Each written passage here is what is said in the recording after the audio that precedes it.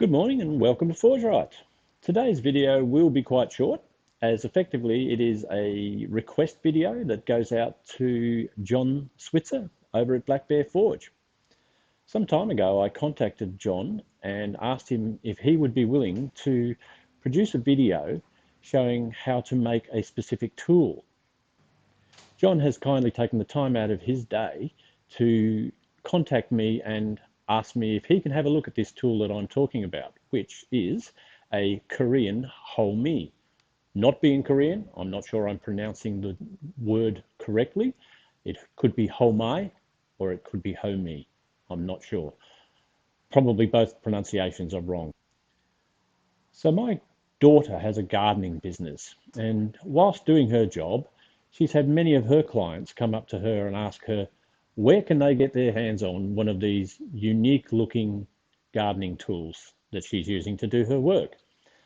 Unfortunately, in Tasmania here, the only place that you can get one of these items is online. And of course, as it's a metal object and a very odd shape, it doesn't fit well into a package, and it's would be reasonably heavy in postage. So the expense of posting one out to people and then passing them on means that it's quite expensive for people to buy. So she's asked me if I would have a go at producing some so she can sell on to her clients when she gets a request. As a beginner, I'm not sure I'm capable of doing that at this point in time. So of course I decided to go straight to an expert to show me how it was done. Who else would I pick but John? So John, I'm going to attach a little bit of video that I took at our last Christmas get-together when my daughter brought this tool to me and asked if I could make them. It's just a brief video showing the tool itself. I might even put in a bit of a link to a couple of videos I found online of them being produced in Korea. They're not really suitable videos to be making at the anvil, just using hand tools.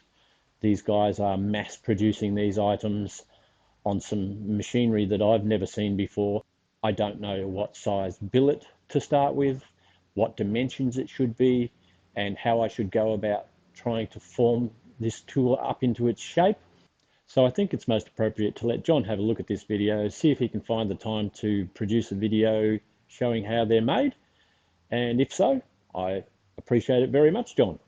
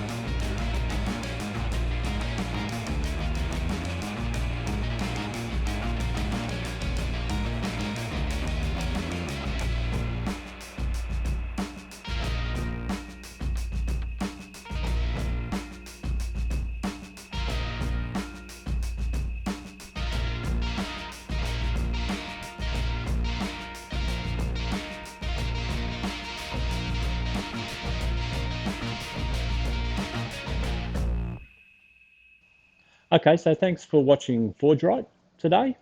Sorry there's no actual smithing, but potentially it could end up with a really well produced video by John with some very good instruction, as always.